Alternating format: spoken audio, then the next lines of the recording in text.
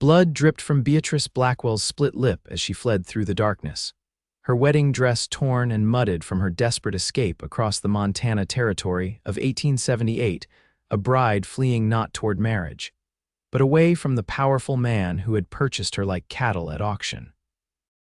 The moon cast eerie shadows across the rugged landscape as Beatrice stumbled forward, her breath coming in ragged gasps.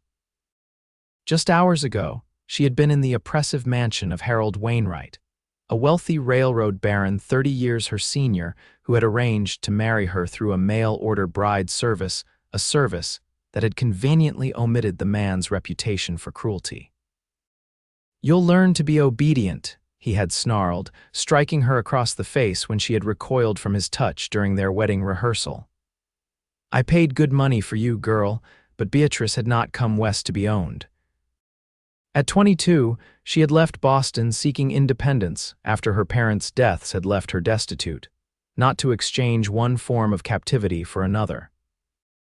When Wainwright retired to his study, Beatrice had slipped out the back door with nothing but the clothes on her back and the small pouch of coins she'd sewn into her corset. Now, with the vast Montana prairie stretching before her, Beatrice pressed onward, knowing Wainwright would send men after her by morning. The night air grew colder, and her thin wedding gown provided little protection against the biting wind. The elegant shoes she wore, designed for parlor floors rather than prairie soil, had begun to fall apart, leaving her feet bloodied and raw. Dawn broke with harsh clarity, revealing the true desolation of her surroundings. Miles of golden grassland stretched in every direction, beautiful but unforgiving. Beatrice's throat burned with thirst, and her empty stomach clenched painfully. She had been raised in a wealthy Boston household, educated in literature and music, not survival. By midday, the Montana sun beat down mercilessly. Beatrice's fair skin, unaccustomed to such exposure, had turned an angry red, her lips cracked, and her vision began to blur. Each step became more difficult than the last, until finally her legs buckled beneath her. As consciousness slipped away, Beatrice thought she heard the distant sound of hoofbeats. Nathan Harlow had been tracking the herd of wild mustangs for 3 days when he spotted something out of place on the horizon, a splash of white against the golden prairie grass. Curiosity piqued, he nudged his stallion forward, squinting against the harsh midday sun. "What have we here, Thunder?" he murmured to his horse, a massive black thoroughbred that had been his constant companion for 7 years. As he drew closer, the white shape took form. A woman collapsed in the dirt, her wedding dress torn and soiled. Nathan dismounted quickly, his spurs jingling as his boots hit the ground. He approached cautiously, aware that in this territory, even the most innocent-looking situation could be a trap. But this was no trap. The woman lay unconscious, her breathing shallow, her skin burning with sunburn and fever. Nathan knelt beside her, noting the bruise forming on her jaw and the dried blood on her lip. Someone had struck this woman recently. "Miss," he called, touching her shoulder gently. "Miss, can you hear me?" Her eyelids fluttered but didn't open. Nathan glanced around the empty prairie. No wagon, no horse, no supplies, just a woman in a wedding dress miles from any settlement. The story told itself. With careful movements, Nathan lifted the woman into his arms. She was lighter than he expected, and he cradled her against his chest as he returned to Thunder. Years of lifting hay bales and breaking horses had made such a task easy for his muscular frame, hardened by a decade of ranch work. "Let's get you somewhere safe," he murmured, though he knew she couldn't hear him. Nathan settled her on his horse before mounting behind her, supporting her limp form with one arm while taking the reins with his free hand. His cabin was a half-day's ride away, but there was a stream about an hour's journey from where they were. Water would be her most immediate need. At 32, Nathan Harlow had lived in the Montana Territory for almost 15 years. He'd come west as a teenager after the war, seeking distance from the memories of a Virginia childhood shattered by conflict. In the vast emptiness of the frontier, he had found a measure of peace, building a small but successful horse ranch where he bred and trained some of the finest stock in the territory. He lived alone by choice, the scars of his past having taught him that solitude was safer than attachment. The woman in his arms represented exactly the kind of complication he had carefully avoided for years. The stream appeared on the horizon, a thin silver ribbon cutting through the golden landscape. Nathan guided Thunder toward it, his mind racing with questions about the woman he had found. Was she running from something or toward something? Had she been abandoned or had she escaped? And more importantly, what would he do with her once she regained consciousness? Just get her well first, he reminded himself. That's all that matters now. Beatrice awoke to the sensation of cool water on her lips. She drank eagerly, desperately, before opening her eyes to find herself cradled in the arms of a stranger, a man with sun-bronzed skin and eyes the color of a storm-swept sky. "Slow down," he advised, his voice deep but gentle. "Too much too fast will make you sick." Beatrice pulled away instinctively, fear flooding her system as memories of Wainwright's violence surged through her mind. "Don't touch me," she gasped, scrambling backward until her spine pressed against a large rock at the stream's edge. The man raised his hands, palms outward in a gesture of peace. "I'm not going to hurt you, miss. Found you passed out on the prairie, brought you to water." Beatrice assessed him quickly. He was tall and broad-shouldered, dressed in worn denim pants, a faded blue shirt, and a leather vest. A cowboy's hat sat beside him on the ground, and a gun was holstered at his hip, standard for these territories, she knew. His face, partially obscured by several days' worth of stubble, showed no malice, but Beatrice had learned the hard way that appearances could be deceiving. "Who are you?" she demanded, her voice raspy from thirst and exertion. "Nathan Harlow," he answered simply. "Horse breeder, my ranch is about 5 hours' ride from here." He gestured to a magnificent black horse grazing nearby. "That's Thunder." Beatrice relaxed slightly but kept her distance.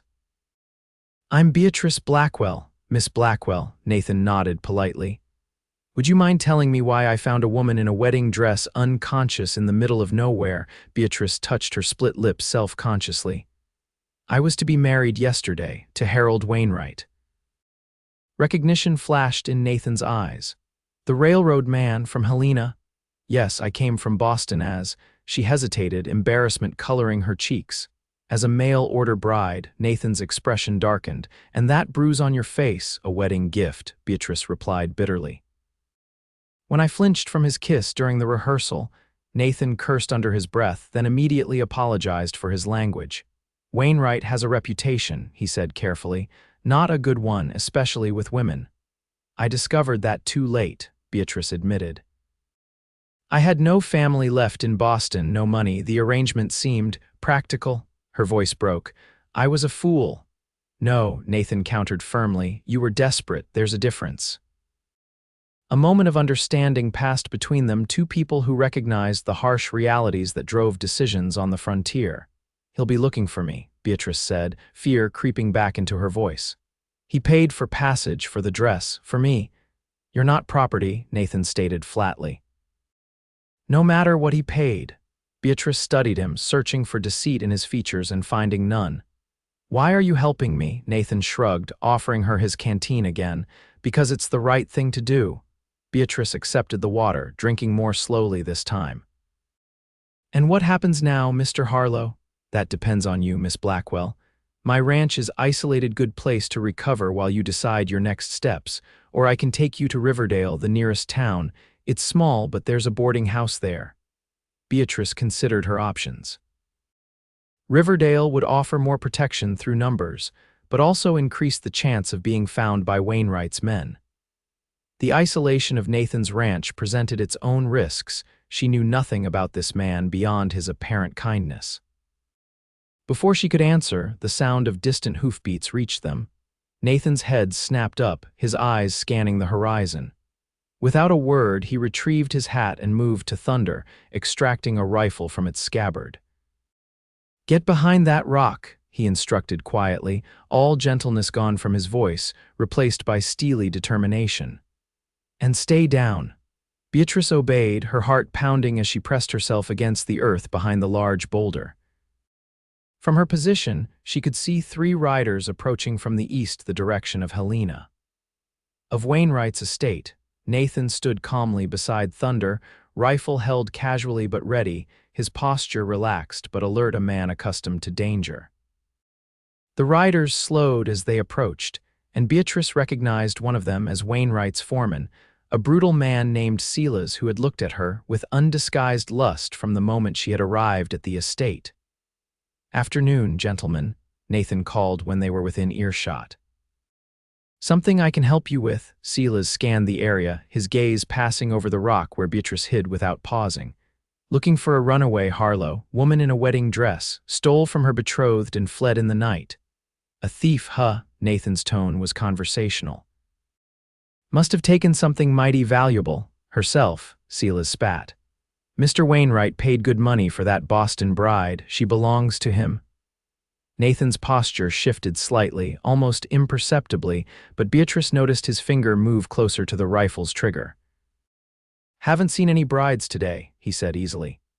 "Just been tracking that Mustang herd that's been moving through." Silas's eyes narrowed with suspicion. "Mind if we take a look around?" "Actually, I do mind," Nathan replied, his friendly tone unchanged but something dangerous glinting in his eyes. "This is public land, but my time is my own. I've answered your question truthfully. Haven't seen your bride." The standoff lasted several tense seconds before one of the other men muttered something to Silas, who reluctantly nodded. "If you see her, Wainwright's offering $50 for her return." "Must be quite a woman," Nathan remarked. "She's property," Silas corrected, "and Wainwright doesn't like losing what's his." With that, the three men turned their horses and continued west. Nathan remained motionless until they were small specks on the horizon before returning to where Beatrice hid. "They're gone," he said, extending a hand to help her up. For now, Beatrice accepted his help, her legs still weak. "You lied for me," she observed. "You could have earned $50. Nathan's expression hardened. "I don't trade in people, Miss Blackwell. Please," she said softly, "call me Beatrice." "Beatrice," he repeated, and something in the way he said her name made her heart flutter unexpectedly. "We should move. They'll circle back once they realize this stream is the only water source for miles." "Your ranch?" she asked, her decision made. Nathan nodded. "Can you ride?" "I grew up riding in Boston," she confirmed, "though it's been some time." Nathan helped her onto Thunder's back before mounting behind her. The closeness was improper by any social standard, but propriety seemed a distant concern compared to survival. Beatrice stiffened initially at the feel of Nathan's chest against her back, but as Thunder began to move, she found herself relaxing into the solid strength behind her. They rode in silence for a time, the rhythm of the horse's gait and the vastness of the landscape creating a strange bubble of peace around them. After an hour, Nathan spoke. "There's a creek that runs through my property. Good fishing. And a small orchard the previous owner planted apples mostly, some plums. It's not much, but it's quiet." Beatrice understood what he wasn't saying. It was isolated, defensible, a good place to hide. "How long have you lived there?" she asked, grateful for the distraction of conversation. 7 years. Bought it from an old trapper who was heading to Oregon. Before that, I worked ranches across the territory, learning the trade." "And before that," Beatrice pressed gently. Nathan was silent for so long that she thought he wouldn't answer. When he did, his voice was carefully neutral. "Virginia. Left after the war." The war had ended 13 years ago, Beatrice calculated. Nathan must have been little more than a boy when it ended. "You fought, my brothers did. Jonathan died at Antietam, Matthew at Gettysburg." His words were clipped, matter of fact. "I was too young to enlist, but old enough to see what was left of our farm when it was over." "I'm sorry," Beatrice said simply. "It was a long time ago," Nathan replied, but the tightness in his voice suggested otherwise. They lapsed into silence again, each lost in their own thoughts as Thunder carried them steadily northwest, away from Wainwright and his men, deeper into the wild heart of the Montana Territory. By late afternoon, the landscape began to change. The flat prairie gave way to rolling hills dotted with pine trees. A creek wound its way through the terrain, its banks lined with cottonwoods and willows. And then, as they crested a particularly steep hill, Nathan's ranch came into view. "There it is," he said, a note of pride evident in his voice. The ranch wasn't large by Montana standards, but it was well maintained. A sturdy log cabin sat at the center, smoke curling from its stone chimney. A barn stood nearby, its red paint faded but intact, and several corrals contained horses of various colors. A small garden was visible behind the cabin, and an orchard of gnarled apple trees stretched to the east. Beyond the immediate homestead, a herd of horses grazed peacefully in a vast pasture enclosed by split-rail fencing. "It's beautiful," Beatrice breathed, surprised to find she meant it. After the opulence of Wainwright's mansion, the simple honesty of Nathan's home was refreshing.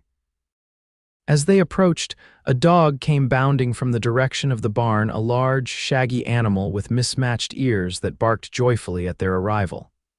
"That's Scout," Nathan explained as they dismounted. "He's friendly, just noisy." Scout approached Beatrice cautiously, sniffing at her torn wedding dress before apparently deciding she was acceptable. He pressed his head against her hand, and she scratched behind his ears, grateful for the uncomplicated welcome. "Mrs. Calloway comes by twice a week to help with cooking and laundry," Nathan explained as he led Thunder toward the barn. "She'll be here tomorrow. Until then, I'm afraid you'll have to make do with my cooking." "You don't need to feed me," Beatrice protested. "You've done enough already." Nathan turned to her, his expression serious.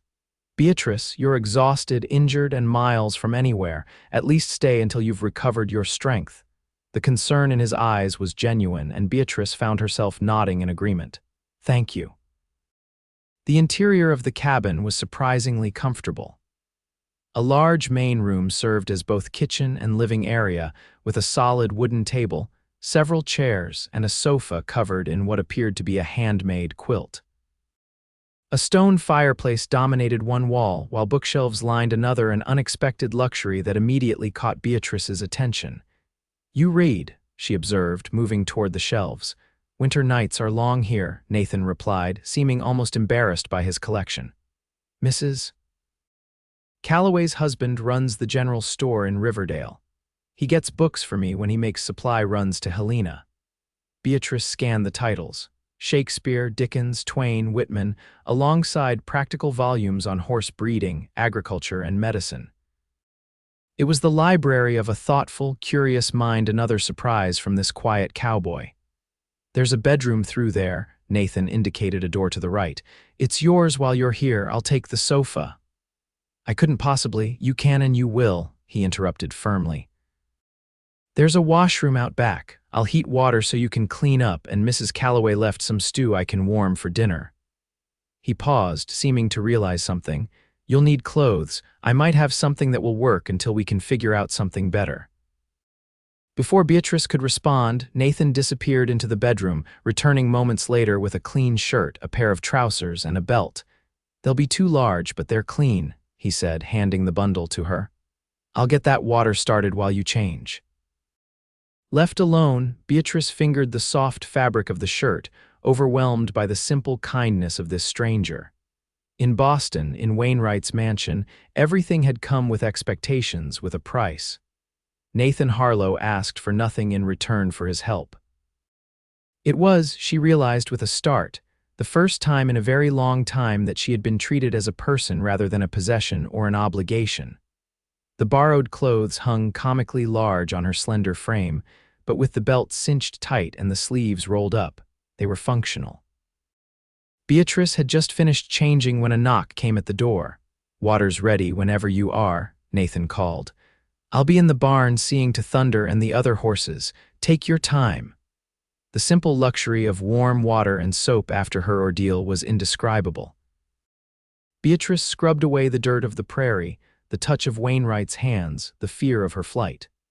By the time she finished, the sun was setting, casting long shadows across the yard as she made her way back to the cabin. Nathan had returned and was stirring something in a pot over the fire. He glanced up as she entered, and for a moment, something flickered in his eyes, something that made Beatrice acutely aware of her appearance in his clothes, with her hair damp and loose around her shoulders. "Feel better?" he asked, his voice slightly rougher than before. Like a new woman, she confirmed, suddenly shy under his gaze. Thank you. Nathan nodded toward the table, which had been set with 2 bowls, spoons, and a loaf of bread. Hungry, they ate in comfortable silence, the rich venison stew warming Beatrice from the inside. Outside, the light faded from the sky and Nathan lit several lamps, casting the cabin in a warm, golden glow. What will you do? He asked finally as they finished their meal. After you recover, Beatrice had been asking herself the same question. I don't know, she admitted. I can't go back to Boston, there's nothing for me there, and Wainwright will be watching the trains east. You have skills? Nathan asked practically. Besides being a bride, I mean, despite everything, Beatrice smiled at his bluntness. I was a teacher in Boston before my parents died. Literature and music primarily. Nathan considered this. Riverdale has no school yet, but Helena might have positions, or you could go further west to Oregon or California. The vastness of her options was both liberating and terrifying. What would you do? She asked, curious about his perspective. Nathan was quiet for a moment, his eyes thoughtful. I'd go somewhere Wainwright has no influence, California maybe, or north to Canada. Alone, the question slipped out before Beatrice could stop it. Isn't that how most of us end up out here? Nathan countered. Alone, looking for something or running from something, the perceptiveness of his observation struck Beatrice. What are you running from, Nathan Harlow? His eyes met hers across the table, and for a moment the carefully constructed walls around him seemed to waver. Ghosts, he said simply. Same as most who survived the war. Before she could press further, he stood and began clearing the dishes. You should rest. You've had a difficult day. Recognizing the dismissal, Beatrice retreated to the bedroom. The mattress was firm but comfortable, the sheets clean and smelling faintly of sunshine. As she drifted toward sleep, she could hear Nathan moving quietly around the main room, the domestic sounds strangely comforting after the chaos of the day. Her last thought before sleep claimed her was that, for the first time since leaving Boston, she felt safe. The next morning, Beatrice awoke to the smell of coffee and the sound of voices. For a disorienting moment, she couldn't remember where she was, but then the events of the previous day came rushing back. She dressed quickly in Nathan's 2 large clothes and ventured into the main room. A stout, gray-haired woman stood at the stove, her back to Beatrice, while Nathan sat at the table, a cup of coffee in his hand. He spotted Beatrice first, rising to his feet with an old-fashioned courtesy that seemed at odds with his frontier lifestyle. Good morning, he greeted. Beatrice, this is Mrs. Calloway. Mrs. Calloway, Miss Blackwell. The older woman turned, her shrewd eyes taking in Beatrice's appearance with undisguised curiosity. Well now, she said, her voice warm with a hint of Irish lilt.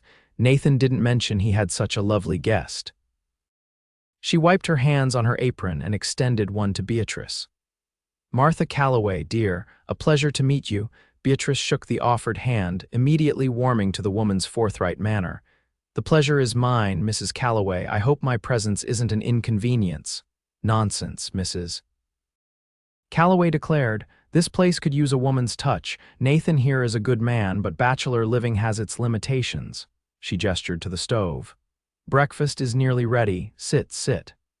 As Beatrice took a seat, Mrs. Calloway served up plates of eggs, bacon, and biscuits. The older woman chattered comfortably throughout the meal, filling the silence with news from Riverdale and gentle inquiries about Beatrice's background that somehow never felt intrusive. Nathan contributed little to the conversation, but Beatrice noticed his eyes frequently moving to her face, studying her with an intensity that sent warmth creeping up her neck. After breakfast, Mrs. Calloway announced her intention to do laundry.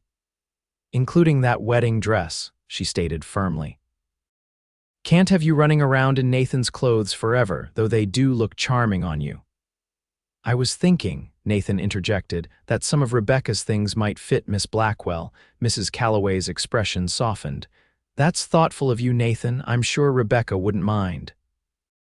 Rebecca, Beatrice asked, curious about the exchange. My sister-in-law, Nathan explained. My brother Matthew's wife. After he died at Gettysburg, she came west with me, lived here until... He trailed off, his expression darkening. Influenza took her 3 winters ago, Mrs. Calloway finished gently. A lovely woman Rebecca was, about your size, I'd say. I couldn't possibly, Beatrice began, but Nathan cut her off. They're just sitting in a trunk, he said firmly. Better they get used than rot away. While Mrs. Calloway began the laundry, Nathan led Beatrice to a small storeroom off the main cabin. Inside, stacked neatly against one wall, were several wooden trunks. He pulled one forward and opened it, revealing women's clothing carefully packed away. Take what you need, he said, stepping back. I'll be in the north pasture checking fences if you need anything. Scout will stay with you. Before Beatrice could thank him, he was gone, leaving her alone with the trunk and its contents. As she carefully lifted out dresses, skirts, and blouses, Beatrice felt a strange connection to the woman who had owned them, another Easterner who had come west, seeking a new life after loss. By midday, Beatrice had selected several practical outfits and was wearing one, a simple blue calico dress that fit her surprisingly well. Mrs. Calloway nodded approvingly when she saw her. You look proper again, the older woman remarked. Though I suspect Nathan rather enjoyed seeing you in his clothes. There was a twinkle in her eye that made Beatrice blush. Mrs. Calloway, Martha, please, the woman interrupted. And don't worry, dear, I'm not implying anything improper. Just observing that our Nathan seems a bit less brooding today than usual. Beatrice helped Martha with the household chores, grateful for the normalcy of the tasks after the tumult of recent days. As they worked, Martha shared stories of Riverdale and its inhabitants, painting a picture of a small but growing community where everyone knew everyone else's business. Nathan keeps to himself mostly, Martha explained as they hung laundry on the line behind the cabin. Comes to town for supplies, sells his horses to ranchers and the cavalry, but doesn't socialize much.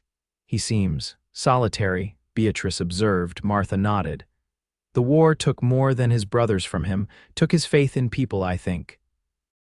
Rebecca was good for him, brought him out of his shell some. Since she passed, he's retreated again.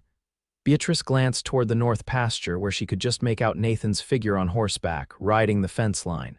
He's been very kind to me. That's his nature, Martha agreed.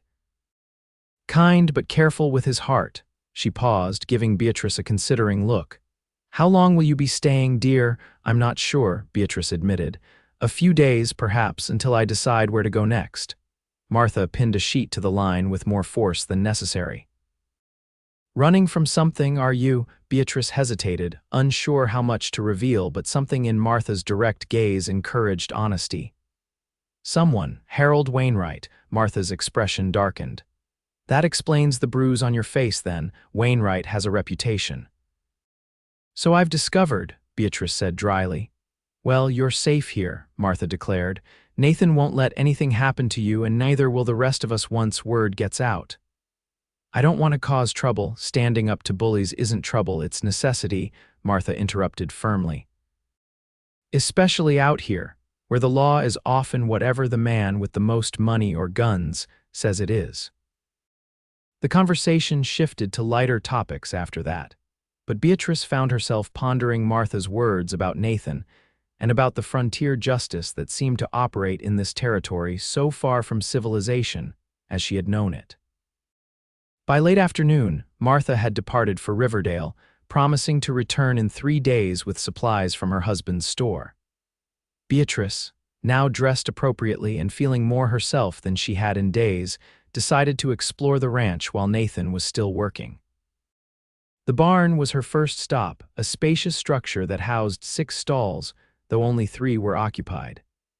Thunder acknowledged her with a soft nickering, and she spent some time stroking his velvet nose, murmuring her thanks for carrying her to safety. From the barn, she wandered to the orchard, where apple blossoms perfumed the air with their delicate fragrance. The trees were old but well tended, their gnarled branches reaching toward the sky like supplicants. Beatrice trailed her fingers along the rough bark, enjoying the simple pleasure of connection to growing things. She was so absorbed in her exploration that she didn't hear Nathan approach until he spoke. "They'll bear fruit in late summer," he said, causing her to start. "The apples, I mean." Small but sweet. Beatrice turned to find him standing a few feet away, his hat in his hands, looking somewhat uncertain. "I didn't mean to startle you," he apologized. "It's all right," she assured him. "I was just admiring your home. It's lovely."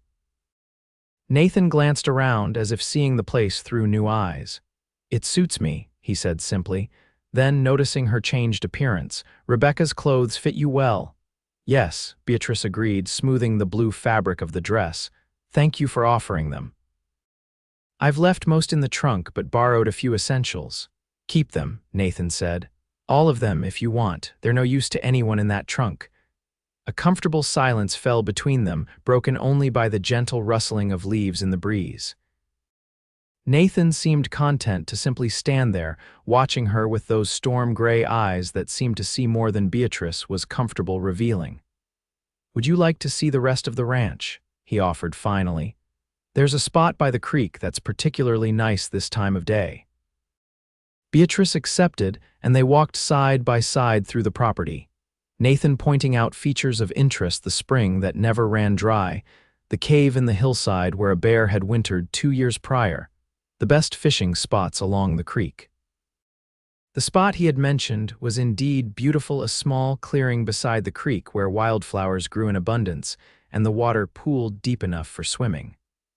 A fallen log provided a natural bench, and Nathan gestured for Beatrice to sit. "This was Rebecca's favorite place," he said quietly, settling beside her. "She used to read here in the summers." "You miss her," Beatrice observed. Nathan nodded. "She was family, the last of it." But more than that, she understood what it meant to lose everything and have to build again from nothing. "Like you're doing," Beatrice said softly. "Like many of us out here," Nathan corrected. "The West draws the broken, the desperate, the dreamers. Some find what they're looking for. Some don't." "Which are you?" Beatrice asked, genuinely curious. Nathan considered the question seriously. "Both, maybe. I found peace here, but—" He trailed off, his eyes distant. "There are other hungers that land and horses can't satisfy." The honesty of his answer touched something in Beatrice. "I came west because I had nowhere else to go," she admitted. "My parents died within months of each other. The family fortune was gone, poor investments, it turned out. I had been teaching, but it wasn't enough to maintain our home." "So you answered an advertisement," Nathan guessed. "It seemed practical," Beatrice explained. "Many women do it successfully. I hoped that even if there wasn't love, there might be respect, partnership." "Instead you got Wainwright." Nathan's voice hardened on the name. "Yes." He seemed perfect on paper, wealthy, established, in need of a wife to manage his household. His letters were courteous, even charming. Beatrice shook her head at her own naivety. "I should have known it was too good to be true." "You couldn't have known," Nathan said gently.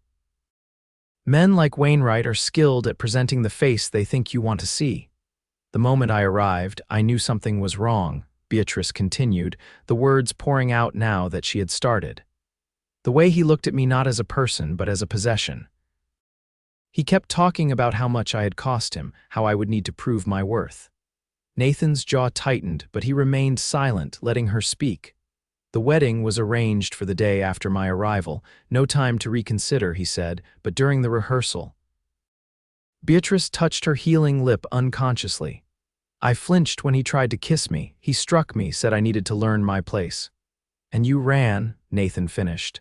"That night, I took nothing but what I was wearing and what little money I had sewn into my corset. I thought if I could reach the next town, I might find work away east again." She laughed bitterly. "I didn't realize how vast the territory is, how far between settlements." "You're lucky to be alive," Nathan said soberly. "The prairie isn't forgiving to the unprepared." "I'm lucky you found me," Beatrice corrected, meeting his eyes directly. Something passed between them in that moment, a recognition, perhaps, of kindred spirits. Two people who had lost everything and were still searching for where they belonged. The moment stretched, electric with possibility, until Nathan abruptly stood. "We should head back," he said, his voice gruff. "It'll be dark soon, and I need to check on a mare that's close to foaling." Beatrice followed him back to the cabin, conscious of a subtle shift in the atmosphere between them, a new awareness that hadn't been there before. They prepared dinner together, moving around the small kitchen with surprising ease, as if they had done it 100 times before. That night, as Beatrice lay in bed listening to the unfamiliar sounds of the Montana night, she found herself wondering what it would be like to stay not just for a few days, but indefinitely. The thought should have frightened her, but instead it filled her with a strange, tentative hope. 3 days passed in a similar fashion. During the days, Beatrice helped with chores around the ranch, feeding chickens, tending the vegetable garden, mending clothes. Nathan worked with his horses, but always seemed to find reasons to be near the cabin when she was outside, watching her with an intensity that both thrilled and unnerved her. In the evenings, they sat before the fire, sometimes reading from Nathan's collection of books, sometimes simply talking. Beatrice learned that Nathan had been just 16 when the war ended, that he had traveled west with a wagon train, working as a scout's assistant to earn his passage. He had worked as a ranch hand, a trapper, even briefly as a deputy in a mining town before finding his calling breeding and training horses. In turn, she told him about growing up in Boston, about her father's shipping business and her mother's work with orphan children, about her own love of teaching and literature. They discovered a shared appreciation for Shakespeare and debated the merits of Dickens' verses Twain late into the night. On the morning of the 4th day, Martha Calloway returned as promised, her husband's wagon loaded with supplies. Among them were several lengths of fabric, needles, and thread. "Thought you might want to make something that's truly yours," Martha explained to Beatrice. "Rebecca's things are well and good, but a woman should have her own clothes." The thoughtfulness of the gesture brought tears to Beatrice's eyes. "Thank you, Martha, that's incredibly kind." Martha waved away her thanks. "Been wanting to do some sewing myself. We can work on it together." The two women spent the morning cutting patterns while Nathan and Mr. Calloway unloaded supplies and discussed business. By lunchtime, they had the beginnings of a new dress for Beatrice, a deep green cotton that Martha insisted would bring out the gold in your hair, dear. As they worked, Martha lowered her voice. "Words reached Riverdale about Wainwright's missing bride," she confided. "His men were in town yesterday, asking questions, offering money for information." Beatrice's hands stilled. "Did anyone?" "No one said a word," Martha assured her. "Wainwright's not popular in these parts, drove more than one small rancher out of business with his railroad dealings." Beatrice glanced toward the porch where Nathan and Mr. Calloway were deep in conversation. "I should leave," she said quietly. "I'm putting Nathan at risk by staying." Martha's hand covered hers. "That's for Nathan to decide, dear, and from what I've seen, he's made his choice already." Before Beatrice could ask what she meant, the men returned to the cabin. Mr. Calloway, a jovial man with a magnificent white beard, greeted Beatrice warmly. "Miss Blackwell, a pleasure to finally meet the lady who's got Wainwright in such a state." Half of Helena's talking about the bride who fled rather than marry the railroad baron. His eyes twinkled with appreciation for the scandal. "George," Martha chided, "don't embarrass the poor girl." "No embarrassment intended," Mr. Calloway assured them. "Just appreciation for anyone who stands up to that tyrant." The conversation turned to local news and gossip, but Beatrice found it difficult to concentrate. The reality of her situation had been temporarily suspended in the peaceful routine of ranch life, but Martha's news was a stark reminder that Wainwright was still searching for her. After the Calloways departed, promising to return the following week, Beatrice found Nathan in the barn, brushing down a chestnut mare heavy with foal. "We need to talk," she said without preamble. Nathan continued his methodical brushing. "About Wainwright's men in Riverdale," Martha told you. "George did," he confirmed. "They're offering $100 now." Beatrice leaned against the stall door. "I need to leave, Nathan. It's not fair to involve you in my problems." Nathan set down the brush and turned to face her, his expression serious. "Where would you go?" "West, perhaps. Or north to Canada, as you suggested." "Alone, with what money, what protection?" His voice was calm, but his eyes betrayed his concern. "I managed before you found me," Beatrice pointed out, though they both knew that wasn't entirely true. "You nearly died before I found you," Nathan corrected. And Wainwright wasn't actively searching for you then. Frustration welled within her. What would you have me do? Stay here indefinitely, putting you at risk? Yes. The simplicity of his answer took her by surprise. Stay, Beatrice. Why? She challenged. Why would you take such a risk for a stranger? Nathan stepped closer, close enough that she could see the flecks of blue in his gray eyes. Because you're not a stranger anymore, he said quietly. Because in 4 days, you've brought more life to this place than it's seen in years. Because he broke off, seeming to struggle with his words. Because you what? Beatrice pressed, her heart hammering in her chest. Instead of answering, Nathan cupped her face in his calloused hands and kissed her. The touch of his lips against hers was gentle, questioning, giving her every opportunity to pull away. But Beatrice found herself leaning into the kiss, her hands coming to rest on the solid warmth of his chest. When they finally broke apart, Nathan rested his forehead against hers. Because I think I'm falling in love with you, he admitted, his voice rough with emotion. And the thought of you leaving makes me realize how empty this place would be without you in it. Beatrice closed her eyes, overwhelmed by the rush of feelings his words and his kiss had unleashed. Nathan, we barely know each other. I know enough, he insisted. I know you're brave and kind. I know you love Shakespeare and argue passionately about Dickens. I know you sing to yourself when you think no one's listening and you're afraid of thunderstorms but try to hide it. Beatrice opened her eyes, startled by how much he had observed. And I know you're honorable and gentle despite the hardness of your life, she countered. I know you read poetry but hide the books under histories when anyone visits. I know you talk to your horses as if they understand every word, and maybe they do. A smile tugged at Nathan's lips. So we know each other better than we thought. But Wainwright is one man, Nathan interrupted. A powerful one, yes, but not all powerful, not out here. He won't give up, Beatrice warned. Not when his pride is involved. Then we'll face him together, Nathan said firmly, if that's what you want. The choice lay before her, clear and terrifying in its simplicity. Continue running, always looking over her shoulder, or stand her ground beside this man who had already risked so much for her. I want to stay, she whispered, the truth of it resonating in her bones. But I'm afraid. Of Wainwright, of losing this, she admitted. Of finding something precious only to have it taken away again, understanding dawned in Nathan's eyes. Like your parents, like my brothers and Rebecca, Beatrice nodded, grateful for his perception. I can't promise nothing bad will ever happen, Nathan said honestly. But I can promise that whatever comes, we'll face it together, no more facing the world alone for either of us. He kissed her again, and this time there was nothing tentative about it. His arms encircled her waist, drawing her against him as if he could absorb her into himself. Beatrice responded with equal fervor, pouring all her fears and hopes into the connection between them. When they eventually pulled apart, both breathless, Nathan smiled a real smile that transformed his usually serious face. Is that a yes? You'll stay? Yes, Beatrice confirmed, her own smile matching his. I'll stay.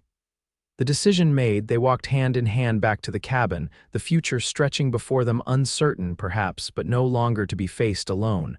The following weeks brought changes to the ranch and its inhabitants. With Martha's help, Beatrice turned the spare room into a proper sewing room and study. Nathan cleared space in the barn for a new foaling stall, and together they planted additional vegetables in the garden, planning for the coming winter. They settled into a routine that felt so natural it was as if they had been living it for years rather than weeks. Nathan taught Beatrice to ride properly Western style, and she proved an apt pupil, soon accompanying him on his daily rounds of the property. In return, she expanded his library, ordering books from Helena through Mr. Calloway and reading aloud in the evenings, her trained teacher's voice bringing the words to life. Their relationship deepened with each passing day. The initial attraction matured into something more substantial, a partnership built on mutual respect and growing affection. Nathan's natural reserve gradually gave way to a quiet humor that delighted Beatrice, while her Boston formality softened into a more relaxed frontier practicality. They were careful still. Nathan rode into Riverdale regularly to gather news, particularly about Wainwright's movements. The railroad baron had indeed expanded his search, offering now $200 for information leading to Beatrice's return of fortune in a territory where most ranch hands earned $1 a day. "He's obsessed," Nathan reported grimly after one such trip. "It's not just about the money he spent anymore, it's about his pride. Men like Wainwright can't stand to lose," Beatrice agreed, remembering the cold fury in his eyes when she had recoiled from his touch. "Especially not to a woman." Despite the shadow Wainwright cast, life at the ranch continued to flourish.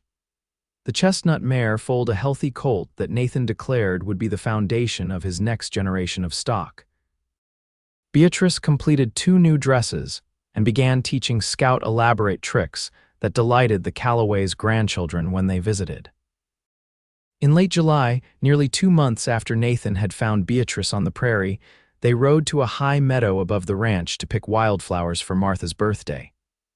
The day was perfect warm sunshine, a gentle breeze, and a sky so blue it hurt to look at it.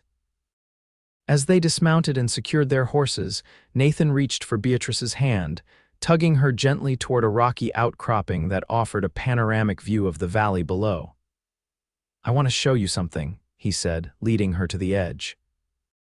From this vantage point, the entire ranch was visible, the cabin and barn looking like toys in the distance, the creek winding its silver path through the property, the horses grazing peacefully in the pastures. "This is where I first decided to buy the place," Nathan explained. "I stood here and could see what it could become." He turned to face her, still holding her hand. "Now I stand here and see what it has become because of you." Beatrice shook her head. "I haven't done that much. You've done everything," Nathan interrupted. "You've made it a home, not just a place to live." There was something in his voice, an intensity that made Beatrice's heart quicken. "Nathan," he took a deep breath as if gathering courage.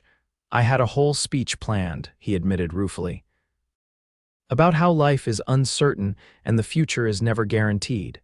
About how sometimes you have to seize happiness when it's offered because you don't know if you'll get another chance." "Those all sound like good points," Beatrice encouraged, sensing what was coming and feeling a bubble of joy rising within her.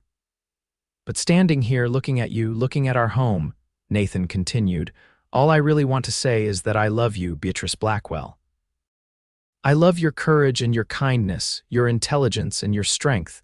I love who I am when I'm with you." He dropped to one knee, still holding her hand. "I know we haven't known each other long, and I know there are complications, Wainwright being the main one. But if you'll have me, I want to spend the rest of my life with you. Will you marry me?" Tears blurred Beatrice's vision as happiness overwhelmed her. "Yes," she whispered.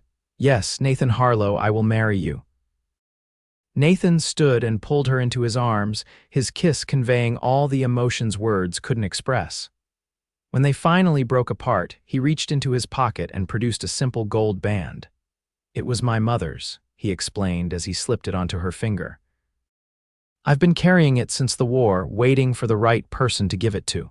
Beatrice stared at the ring, then back at Nathan's face.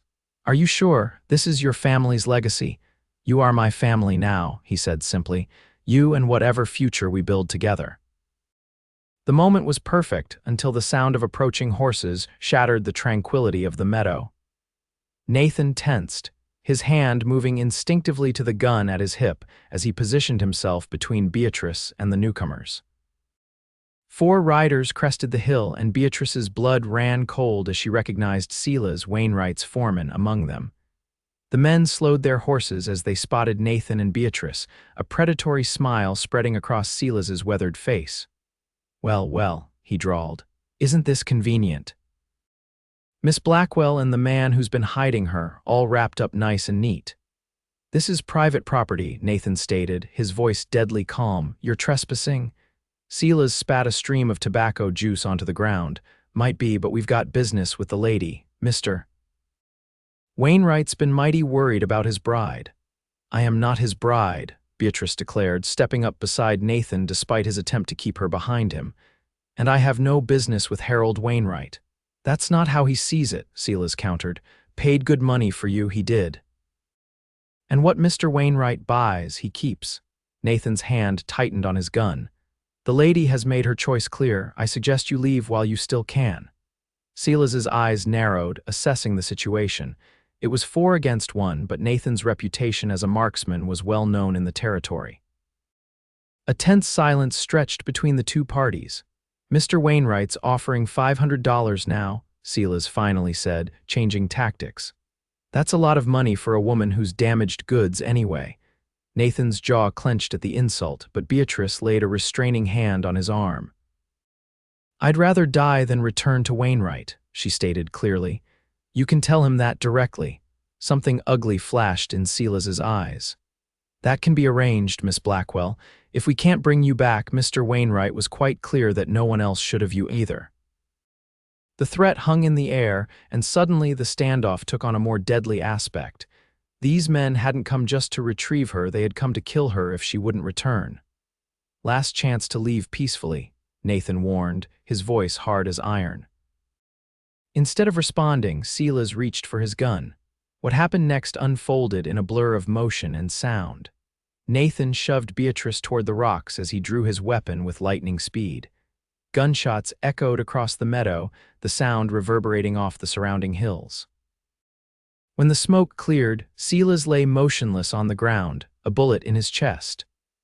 One of his companions clutched a bleeding arm while the other 2 had taken cover behind their horses, guns drawn. Go back to Wainwright, Nathan called out, his gun still trained on the remaining men. Tell him Beatrice Blackwell is under my protection now, and if he wants her, he'll have to come himself. The wounded man groaned, and one of his companions helped him mount his horse. This ain't over, Harlow, the third man shouted. Wainwright will hear about this. I'm counting on it, Nathan replied coldly. The men retreated, taking Silas's body with them draped across his horse. Only when they had disappeared from sight did Nathan lower his gun and turn to Beatrice, his face etched with concern. Are you hurt? He demanded, checking her for injuries. No, she assured him, though she was shaking from the aftermath of the confrontation. Nathan, they were going to kill me. I know, he said grimly. This has gone beyond a man's wounded pride. Wainwright wants you dead rather than see you with someone else. The realization chilled Beatrice to the bone. What do we do now? Nathan took her hands in his expression resolute.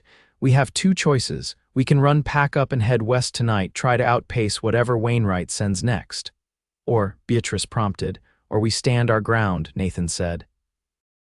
Make it clear that you're not alone anymore, that coming after you means coming after all of us. All of us, Nathan nodded. The Calloways, for starters, and the rest of Riverdale. Wainwright's not well liked, Beatrice. People have been looking for a reason to stand against him. Beatrice considered their options, weighing the risk to herself against the danger to others. I don't want anyone else hurt because of me, she said finally. And I don't want to spend our life together looking over our shoulders, Nathan countered. Sometimes you have to fight for what's right, even when it's dangerous. The conviction in his voice stirred something in Beatrice, a determination that had been growing since the moment she had fled Wainwright's mansion. She had been running long enough. We stand, she decided, together. Relief washed over Nathan's features. Together, he agreed, pulling her into a fierce embrace. They rode back to the ranch at a gallop, alert for any sign of pursuit. Once there, Nathan immediately sent Scout with a message tied to his collar, a pre-arranged signal to the Calloways that trouble was brewing. Within hours, the ranch became a hive of activity. Mr. Calloway arrived with 3 other men from Riverdale, all armed and grim-faced. Martha followed shortly after with her daughter and grandchildren, explaining that the women and children of the town were gathering at the church for safety. Wainwright's men came through Riverdale an hour ago, Mr. Calloway reported. The wounded one needed attention. They're headed back to Helena, but they made threats, said they'd be back with more men. How many can Wainwright muster? Nathan asked, checking the ammunition for his rifle. 20, maybe 30, if he pulls men from his railroad operations, Mr. Calloway estimated. But it'll take time to gather them. We have a day, perhaps 2. A strategy session followed, with the men of Riverdale offering suggestions and support. By nightfall, it was decided they would not wait for Wainwright to bring the fight to them. Instead, they would take their case to the territorial marshal in Helena, a man known for his integrity and independence from Wainwright's influence. "I'll go," Nathan declared. "First thing tomorrow." "We'll go," Beatrice corrected firmly. "My testimony will be needed." The discussion continued late into the night, plans being made and contingencies considered.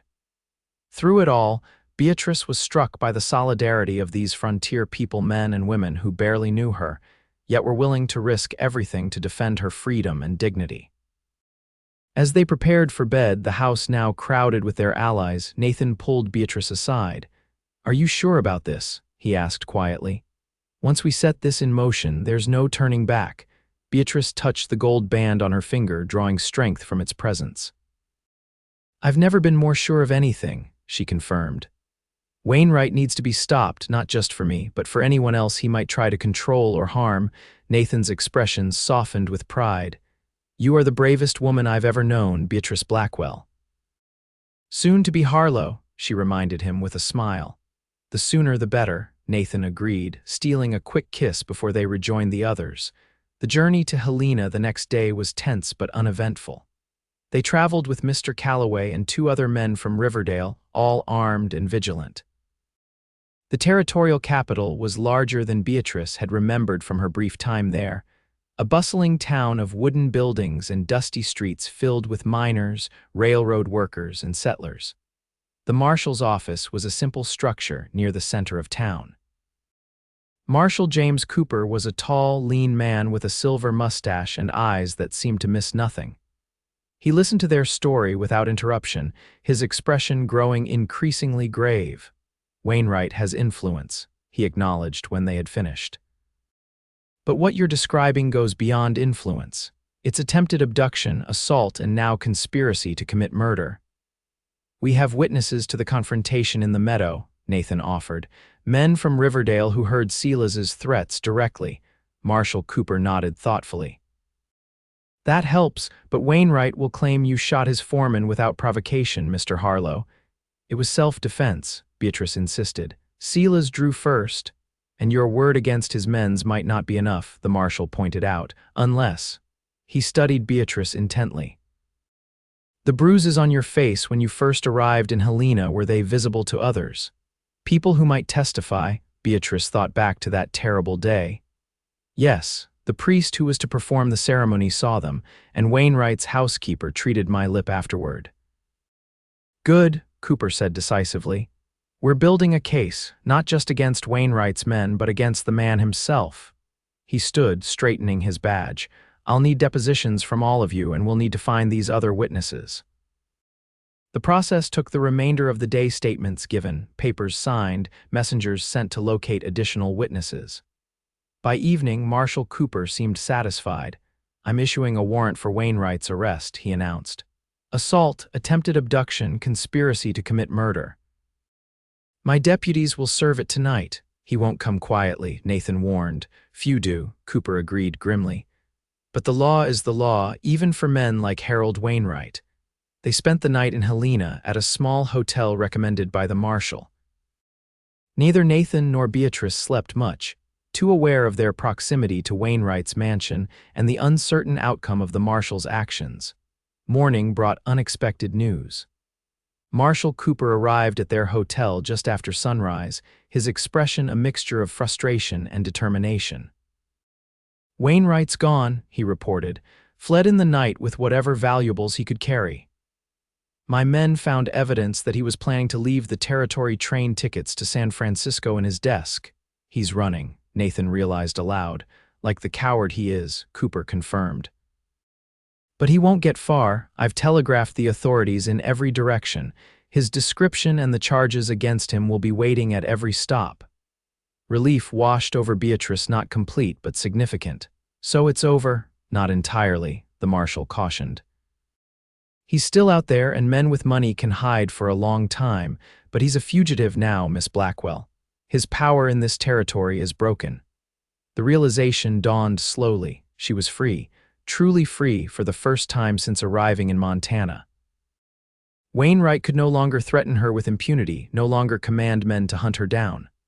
"What happens now?" she asked, turning to Nathan. His smile was like the sunrise, full of promise and hope. Now, if you're still willing, we get married. Today, Beatrice's heart swelled with joy. Today, no sense waiting, Nathan reasoned, taking her hands in his. We've faced gunfire together. I think we can handle vows. Marshal Cooper cleared his throat. As it happens, I'm also authorized to perform marriages in this territory, if you'd like. And so, on a bright summer morning in Helena, Montana Territory, 1878, Beatrice Blackwell became Beatrice Harlow in a simple ceremony witnessed by the Calloways and several deputies who had been charmed by their story. Her wedding dress was the green cotton she and Martha had sewn together, adorned with wildflowers picked from a meadow near the hotel. Nathan wore his best shirt and a newly purchased vest, his usually unruly hair slicked back for the occasion. The vows they exchanged were traditional, but the meaning behind them was anything but. These were two people who had found each other against impossible odds, who had recognized in each other the strength and healing they each needed. I now pronounce you husband and wife, Marshal Cooper declared, a rare smile softening his weathered features. Mr. Harlow, you may kiss your bride. Nathan's kiss was gentle yet firm, a promise of all that was to come. When they broke apart, Beatrice found herself laughing through happy tears. What's so funny, Mrs. Harlow? Nathan asked, his own eyes suspiciously bright. Just thinking that when I came west to be a bride, I never imagined it would turn out like this, she explained, but I wouldn't change a single moment. Not even being abandoned in the prairie, Nathan teased. Especially not that, Beatrice confirmed, since it led me to you. They returned to the ranch the following day to find their friends and neighbors had prepared a wedding celebration complete with food, music, and dancing in the barn, which had been transformed with lanterns and wildflowers. As they danced under the stars, surrounded by people who had become family in the span of a few short months, Beatrice marveled at the journey that had brought her here. From the refined parlors of Boston to a barn dance in Montana, from a mail-order bride fleeing for her life to a woman who had found not just safety, but love. Happy, Nathan murmured in her ear as they swayed to a fiddle's melody. Completely, she assured him, resting her head against his chest. And you, more than I ever thought possible, he admitted. You've given me back something I thought was lost forever, Beatrice. What's that? Hope, he said simply. A future worth fighting for. Over the months and years that followed, that future unfolded in ways neither could have predicted.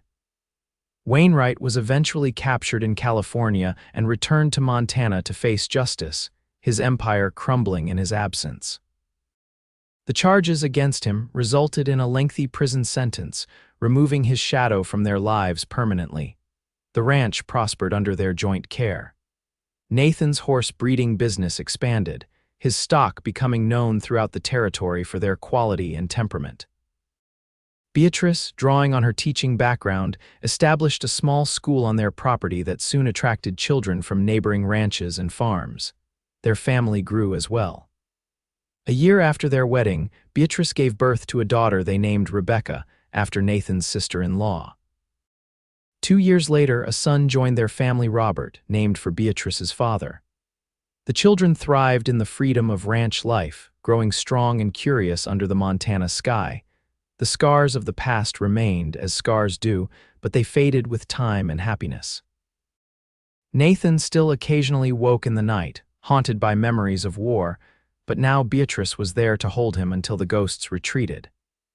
And if sometimes Beatrice flinched at her raised voice or unexpected movement, Nathan's steady presence reminded her that she was safe, valued, loved. On their 5th wedding anniversary, they returned to the high meadow where Nathan had proposed and where they had first confronted Wainwright's men. The wildflowers were in full bloom, painting the landscape in vivid purples, yellows, and blues. It looks different now, Beatrice observed as they spread a blanket for a picnic. Peaceful, Nathan nodded, watching their children chase butterflies nearby. Hard to believe what happened here. Yet it did, Beatrice mused. That day changed everything. For the better, Nathan added, pulling her close. For the better, she agreed, leaning into his embrace. As the sun began to set, casting golden light across the valley below, Beatrice reflected on the journey that had brought her to this moment. She had fled a cruel arrangement, found a cowboy in the dust, and together they had healed each other's wounded hearts. What had begun in desperation had blossomed into something beautiful, a love story written not in the parlors of Boston or the mansions of Helena, but in the wild, free spaces of the Montana frontier. And as Nathan gathered their sleepy children and helped his wife to her feet, Beatrice knew with absolute certainty that she was exactly where she was meant to be, home, at last, in the arms of the man who had saved her in every way a person could be saved. They rode back to their ranch as the first stars appeared in the darkening sky, a family forged in adversity but thriving in love, their future stretching before them as vast and promising as the Montana prairie itself.